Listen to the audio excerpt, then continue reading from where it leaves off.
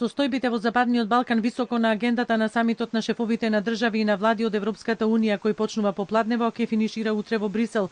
Земјите од Западниот Балкан не треба да го имаат впечатокот дека Унијата се занимава само самата со себе, со Доналд Трамп или со Брекзитот, и затоа темите поврзани со перспективата за зачленување во Европската Унија на западнобалканските држави, европските челници ги ставија меѓу приоритетните.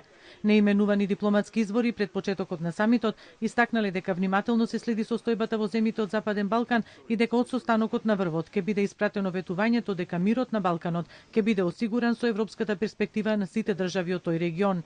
Некои медиуми веќе лиферуваат дел од заедничката изјава која ќе произлезе од самитот, а била општа за целиот Западен Балкан. Во неа меѓу другото се вели: Потсетуваме дека и даваме поддршка на европската перспектива на Западниот Балкан. Европскиот совет подвлекува дека ЕУ останува посветена и ангажирана во овој регион. Ја поддржуваме стабилноста и продлабочувањето на политичките и економските врски со и во овој регион. Во тој контекст Европскиот совет го поздравува одржувањето на самитот на Западниот Балкан, кој ќе се одржи на 12 јули во Трст. Ќе стои меѓу другото во оценката во завршното комунике од самитот. Дека Западен Балкан ќе биде меѓу поприоритетните теми потврди председателот на ЕУ Доналд Туск.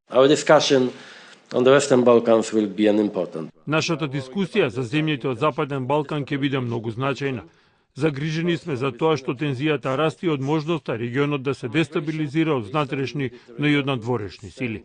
Инаку Туск од самитот очекува зелено светло за нов председателски мандат за Советот на Европската Унија, соочен со широка поддршка од Унијата, а оспорен од владата на неговата матична држава Полска. Една од темите е економијата во Европската Унија, зашто на самитот ќе присуствува и председателот на Европската централна банка Марио Драги.